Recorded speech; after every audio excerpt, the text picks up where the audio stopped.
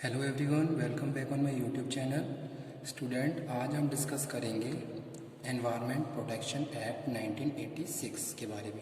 ठीक है, तो आज के सेशन में हम डिस्कस करेंगे क्या क्या ऑब्जेक्टिव्स होते हैं एनवायरनमेंट प्रोटेक्शन एक्ट के, और कुछ डेफिनेशन, जैसे कि यहाँ पे लिखा हुआ है definition of important term and it used in this act. ठीक है, तो स्टार्ट करते हैं एनवायरनमेंट प्रोटेक्शन एक्ट 1986। इससे पहले मैं आपको बता दूं स्टूडेंट कि भाई जो जितने भी ये एक्ट हैं, जैसे कि एनवायरनमेंट प्रोटेक्शन एक्ट है, वाइल्ड लाइफ एक्ट है, तो एग्ज़ाम के पॉइंट ऑफ व्यू से ये सारे क्वेश्चन इम्पॉर्टेंट हैं। तो आप इन क्वेश्चंस को बहुत अच्छे से प्रिपेयर करें ताकि एग्ज़ाम में आप ज़्यादा से ज़्यादा मार्क्स स्कोर कर पाएँ। ठीक है, तो let's start environment protection act. सबसे पहले हम बात कर रहे हैं भी क्या क्या ऑब्जेक्टिव्स हैं इस एक्ट के। तो सबसे पहला ऑब्जेक्टिव है एनवायरनमेंट प्रोटेक्शन। ये एक्ट 1986 में बनाया गया। क्यों बनाया गया, क्या इसके पीछे रीज़न रहे, क्या इसके मेन ऑब्जेक्टिव्स थे। तो जो इसका सबसे पहला ऑब्जेक्टिव है वो है एनवायरनमेंट प्रोटेक्शन, यानी कि एनवायरनमेंट के प्रोटेक्शन के लिए ये एक्ट बनाया गया और 1986 में ये लागू किया गया। ठीक है, तो वो चीज़ यहाँ पे हम बात कर रहे हैं। सेकंड जो ऑब्जेक्टिव है वो है इम्प्रूवमेंट ऑफ एनवायरनमेंट, यानी कि एनवायरनमेंट को इम्प्रूव करने के लिए, यानी कि बहुत सारे ऐसे फैक्टर्स जो हमारे एनवायरनमेंट को एक तरीके से हम बात करें कि भाई पोल्यूट कर रहे हैं, और कुछ ऐसे प्रिवेंटिव एक्शंस जो हमें लेने चाहिए। तो इन सब चीज़ों के लिए इस एक्ट को बनाया गया। तो वो चीज़ यहाँ पे है second objective, improvement of environment. Third objective है prevention to hazard for all living beings, यानी कि जो भी हैजार्डस प्रोसेस है उनको प्रिवेंट किया जाए, उनको रोका जाए, जिनकी वजह से हमारा एनवायरनमेंट पोल्यूट हो रहा है। तो वो थर्ड ऑब्जेक्टिव है एनवायरनमेंट प्रोटेक्शन एक्ट का, prevention to hazard for all living being. Fourth one है मेंटेनेंस ऑफ एनवायरनमेंट, एनवायरनमेंट को मेंटेन करने के लिए, बैलेंस करने के लिए, और बहुत सारे ऐसे एक्शंस जो हमारे एनवायरनमेंट के लिए फ्रूटफुल नहीं है, यानी कि उन सारी प्रैक्टिसेस को रोका जाए जिसकी वजह से हमारा एनवायरनमेंट पोल्यूट हो रहा है। ठीक है, और साथ के साथ सभी चीज़ों को प्रॉपर बैलेंस किया जा सके, तो इसलिए एनवायरनमेंट प्रोटेक्शन एक्ट को लागू किया गया। और उसके बाद जो लास्ट और ऑब्जेक्टिव हो क्या है, अवेयरनेस अबाउट एनवायरनमेंट नॉलेज, जो कि क्या है मोस्ट इम्पॉर्टेंट ऑब्जेक्टिव है एनवायरनमेंट प्रोटेक्शन एक्ट का। यानी कि हमें क्या करना है, लोगों को अवेयर करना है एनवायरनमेंट से। सबसे पहले उन्हें पता होना चाहिए एनवायरनमेंट क्या है और कौन कौन से ऐसे फैक्टर्स हैं जो एनवायरनमेंट को पोल्यूट करते हैं, एनवायरनमेंट को इन्फ्लुएंस करते हैं। साथ के साथ ऐसी डे टू डे प्रैक्टिसेस जिसकी वजह से हमारा एनवायरनमेंट क्या हो रहा है, पोल्यूट हो रहा है। तो वो सारी चीज़ें हम रोकें और साथ के साथ ये सारी नॉलेज हम लोगों में इनकल्केट करें। ठीक है, एक तरीके से। तो वो क्या है, ऑब्जेक्टिव है एनवायरनमेंट प्रोटेक्शन एक्ट का। तो ये हम बात कर रहे हैं अवेयरनेस ऑफ अबाउट नॉलेज। ठीक है, तो ये क्या हो गई, ये मेन ऑब्जेक्टिव हो गए, environment protection, improvement of environment, prevention to hazard for all living being, maintenance of environment और अवेयरनेस अबाउट एनवायरनमेंट नॉलेज। ठीक है, अब आ जाते हैं हमारी मेन डेफिनेशंस पे कि भाई कौन कौन सी डेफिनेशन है। तो डेफिनेशन देख लेते हैं क्या है। Definition of environment protection act, first one है एनवायरनमेंट इंक्लूड एयर। एनवायरनमेंट की डेफिनेशन यहाँ पे हम डिफाइन कर रहे हैं। Environment include air, water and land and their inter relationship which exist among them and property. ठीक है, तो हमारे पास हमारे चारों तरफ जो भी चीज़ें हैं, ओके, चाहे हम एयर की बात करें, चाहे हम वाटर की बात करें, चाहे हम लैंड की बात कर रहे हैं, और आपस में उनका इंटर रिलेशन, ये सारी चीज़ें मिलके क्या है, एक हमारे एनवायरनमेंट में एग्जिस्ट हो रही हैं और हमारे एनवायरनमेंट को फॉर्म करती हैं। ठीक है, जैसे कि हम एटमॉस्फेयर की बात करते हैं, तो जो भी हमारे चारों सराउंडिंग में जो भी चीज़ें हैं दैट्स कंटेन, जो जैसे कि air, water, land and their inter relationship which exist among them and property. तो ये क्या है, एनवायरनमेंट है। ओके, एनवायरनमेंट पॉल्यूटेंट क्या होता है, तो ये सेकंड डेफिनेशन। एनवायरनमेंट पॉल्यूटेंट्स क्या होते हैं, environment pollutant include any solid, liquid और gas substance present in such concentration और may be injurious to environment. Environment pollutant मतलब कोई भी ऐसा सॉलिड, लिक्विड और गैस जो हमारे एनवायरनमेंट में मिलके हमारे एनवायरनमेंट को इंजीरियस बना रहा है, उसको पॉल्यूट कर रहा है, तो उसको हम एनवायरनमेंट पॉल्यूटेंट बोलते हैं। ठीक ठीक है। जैसे कि सपोज फैक्ट्री से निकला हुआ कचरा वेस्ट, चाहे वो सॉलिड है, चाहे वो लिक्विड है, चाहे वो गैस है, या फिर उसके सब्सटेंसेस जो हमारे एनवायरनमेंट में मिलके हमारे एनवायरनमेंट को पोल्यूट कर रहे हैं, तो उसको हम एनवायरनमेंट पॉल्यूटेंट बोलते हैं, इनको हम पॉल्यूटेंट कहते हैं, ठीक है। उसके बाद नेक्स्ट डेफिनेशन है एनवायरनमेंट पॉल्यूशन के बारे में।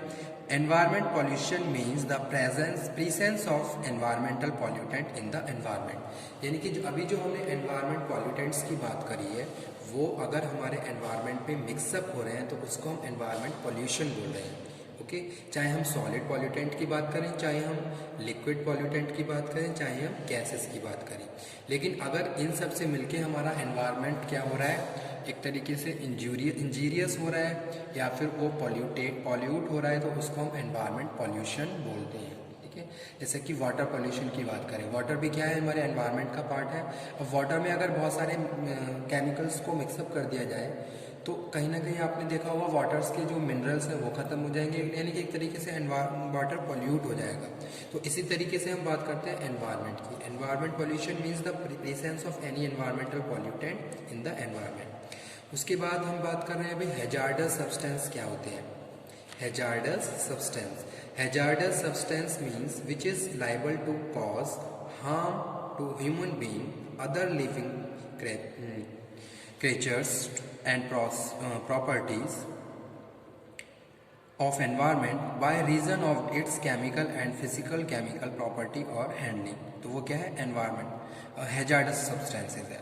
हैजार्डस सब्सटेंस का अगर मैं मीन बताऊं कि ऐसा कोई प्रोसेस जो कि क्या है, हमारे लिए बहुत ज़्यादा हार्मफुल है, ओके, और वो प्रोसेस कहीं कंटिन्यू हो रहा है, तो वो क्या है, और जो भी सब्सटेंस उसमें यूज़ हो रहे हैं वो हैजार्डस सब्सटेंस की तरह जाने जाते हैं, ठीक है। जैसे कि कहीं किसी फैक्ट्री में कोई केमिकल वर्क चल रहा है और उसमें क्या है, कुछ ऐसे केमिकल यूज़ कर दिए जा रहे हैं जो ह्यूमन लाइफ के लिए बहुत ज़्यादा हार्मफुल है, तो उसको हम हैजार्डस सब्सटेंस बोलते हैं और इस प्रोसेस को हैजार्डस प्रोसेस बोलते हैं। तो वही चीज़ यहाँ पे डिफाइन की गई है। Hazardous substance means which is liable to cause harm to human beings, other living creatures and properties of environment by reason of its chemical or physiochemical property or handling, okay।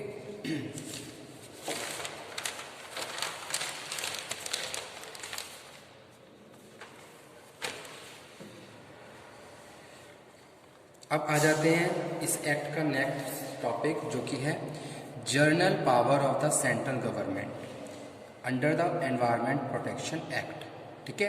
तो general power of central government, कौन कौन सी power है central government के पास under the environmental protection act. First one is coordination of actions by the state government officers and authority under this act. यानी कि यहाँ पे हम बात कर रहे हैं, ये जो एक्ट है इसमें सेंट्रल गवर्नमेंट और स्टेट गवर्नमेंट कोऑर्डिनेटेड होके क्या है, एनवायरनमेंट के प्रिजर्वेशन के लिए इंपॉर्टेंट स्टेप्स लेते हैं, ठीक है। यानी कि जो भी यहाँ पे हम बात कर रहे हैं ऑथराइजेशन का या फिर पावर का, उसमें हम स्टेट गवर्नमेंट के कोऑर्डिनेशन के साथ मिलके क्या कर रहे हैं, काम कर रहे हैं। जैसे सपोज यहाँ पे हम लिखा हुआ है coordination of action by the state government officer and the authority under this act, ठीक है। जैसे कि इंडिया में बहुत अलग अलग स्टेट्स हैं, अब अलग अलग स्टेट्स में आपने क्या करा है, ऑफिसर्स को ऑथराइज किया है ताकि वो इन सारी प्रैक्टिसेस के लिए काम करें, एनवायरनमेंट प्रोटेक्शन के लिए काम करें, और जो भी रिक्वायर्ड फंक्शंस हैं उनको इफेक्टिवली परफॉर्म करें, ठीक है। सेकंड वन है planning and execution of national wide program, okay, to prevent control environment pollution.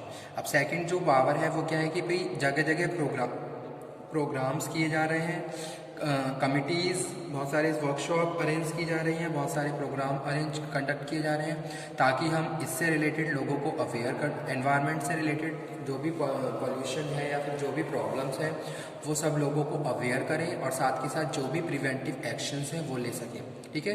बहुत सारी मीटिंग कंडक्ट की जाती है जिसमें हम मीटिंग्स में क्या है, आपस में मिलकर डिस्कशन हो रहा है, प्रिवेंटिव एक्शंस लिए जाते हैं, और करंट में जो भी इश्यूज़ हो रहे हैं वो डिस्कस किए जाते हैं ताकि हम अपने एनवायरनमेंट को और ज़्यादा पॉल्यूट होने से बचा सकें। तो वो यहाँ पे हम बात कर रहे हैं एज अ प्लानिंग, यानी कि हम प्लानिंग कर रहे हैं, planning and execution of national wide program to prevent control environment pollution. Next one is laying down the standard for different aspect of environment qualities. ठीक है, तो यहाँ पे हम क्या कह रहे हैं, laying down the standard for different aspect of environmental qualities. कौन कौन से ऐसे स्टैंडर्ड हैं जिनको हम फॉलो कर सकते हैं ताकि हम अपने एनवायरमेंट को और ज़्यादा प्रिजर्व कर सकें। Restricting area in which industries operations और process shall not be carried out, यानी कि आपने क्या करा है, कुछ एरिया को प्रॉपर्ली डिफाइन कर दिया है जहाँ पे आप इंडस्ट्रियलाइजेशन नहीं कर सकते हैं। ठीक है, अगर आप कर रहे हैं तो वहाँ पे भी आपने बहुत सारे रूल्स एंड रेगुलेशन, बहुत सारे प्रोविजन इम्पोज किए हैं ताकि वो सारी चीज़ें हमारे एनवायरनमेंट को पॉल्यूट होने से बचा सकें। तो वो यहाँ पे हम बात कर रहे हैं। रेस्ट्रिक्टिंग एरियाज, यानी कि कुछ एरियाज हैं वो भी आपने रेस्ट्रिक्ट कर दिए गए हैं, तो वो यहाँ पे हम बात कर रहे हैं। Restricting areas in which industries operations और process shall not be carried out. Next one है examination of manufacturing process material and substances likely to cause environmental pollution, यानी कि ऐसे मेजर कॉजेज जिसकी वजह से हमारा एनवायरनमेंट पॉल्यूट हो सकता है, तो वो सारी चीज़ों को हम प्रिवेंट कर सकते हैं, रोक सकते हैं। जैसे कि क्या है, इंडस्ट्रियलाइजेशन, अगर की हम बात करें तो इंडस्ट्री क्या है, मेजर कॉज है एनवायरनमेंट पॉल्यूशन का। तो उसके लिए गवर्नमेंट ने बहुत सारे प्रिवेंटिव एक्शंस लिए हैं और बहुत सारे प्रोविजंस बनाए हैं, और उन प्रोविजंस को फैक्ट्रीज ऑर्गेनाइजेशन में लागू किया गया। यानी कि उसमें हम बात कर रहे हैं कि भाई बहुत सारे इक्विपमेंट हमें इंस्टॉल करने पड़ते हैं अगर हम एज अ इंडस्ट्रियलिस्ट काम कर रहे हैं, और तब जाके हम किसी भी अपनी इंडस्ट्री को रन कर सकते हैं।